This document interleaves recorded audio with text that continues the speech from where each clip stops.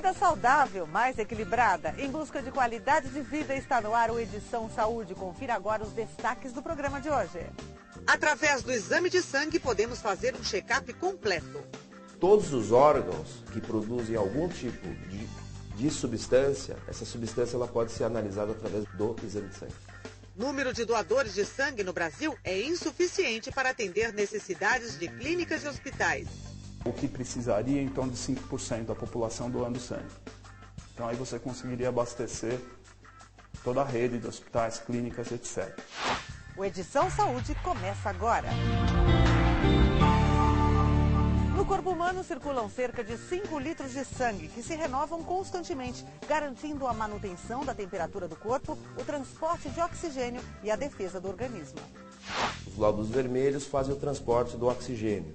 Os glóbulos brancos fazem a defesa do organismo, o sistema imunológico. E as plaquetas são as células do sangue, fazem a coagulação. Os glóbulos vermelhos, também chamados de hemácias, duram cerca de 120 dias. As plaquetas, mais ou menos uma semana. E os glóbulos brancos duram algumas horas. O sangue, ele vive em permanente mudança, ou seja, as células nascem, crescem, fazem a função e morrem. O sangue é produzido na medula óssea, que muita gente conhece como tutano. E quando você tem um osso de galinha, você quebra no meio, ele é todo furadinho. Lá é a medula óssea. Através da análise do sangue, é possível avaliar o funcionamento de todo o nosso organismo.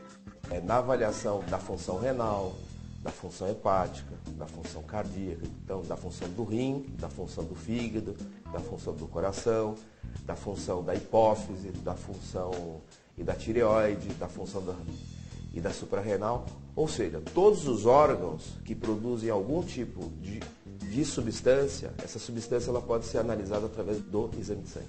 O exame de sangue é dividido em 3 fases: coleta, análise e interpretação dos resultados. Tem que se colher sangue de uma veia periférica e, em geral, a escolha é das veias mais calibrosas, mesmo em geral do braço. Muitas vezes, a coleta de sangue em crianças exige técnicas específicas.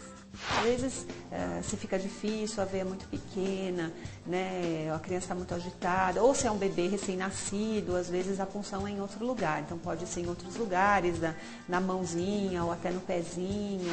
Não basta só escolher o local do corpo da criança mais adequado para a coleta. A forma como o procedimento vai ser realizado também precisa ser especial. Às vezes ele está muito assustado, ou ele está bem brincando na sala de espera e de repente se assusta ou começa a chorar só pelo simples fato de deitar. Tem que ser um profissional que tem paciência com criança, né?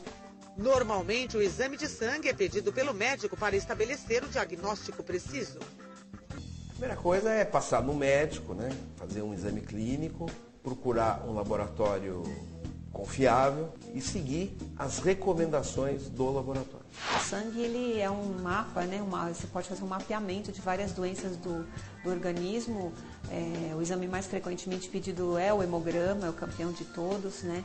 E nele você detecta as anemias, as alterações dos leucócitos ou então de plaquetas. Quando nós temos uma anemia, o que vai acontecer com esse organismo? Ele vai ter uma diminuição de oxigenação dos tecidos. Então o paciente pode ter o quê?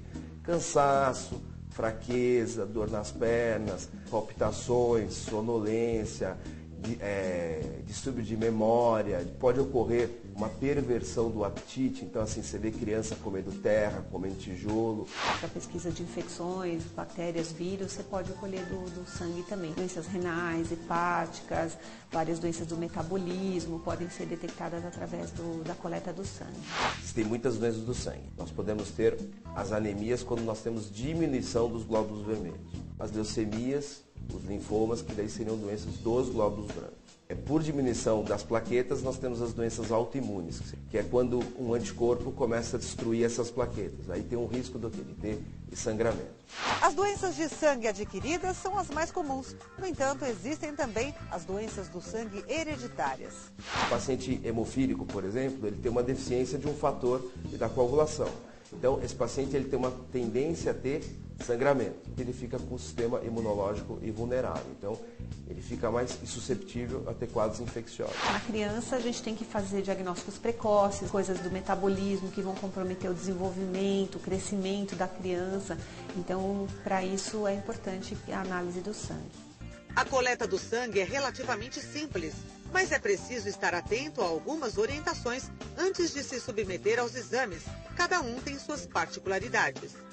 O jejum é importante, que varia de 8 a 12 horas, depende da orientação do laboratório. Essa obrigatoriedade ficou para alguns exames, então principalmente quando você vai dosar o quê? Glicose, gorduras, aí você precisa estar em jejum, alguns hormônios, aí você precisa estar em jejum, por quê? Porque senão altera a contagem dessa substância. Mas vários exames, você não precisa mais de jejum. O hemograma, por exemplo, exames de coagulação. O que hoje se recomenda é que o paciente esteja em 2 horas de jejum. Porque alguns pacientes que têm níveis de colesterol muito alto podem alterar até alguns exames que normalmente não se alterariam. Daqui a pouco, Brasil precisa aumentar a oferta de sangue nos hospitais. No âmbito do Brasil, a gente não tem doadores. Essa é a realidade.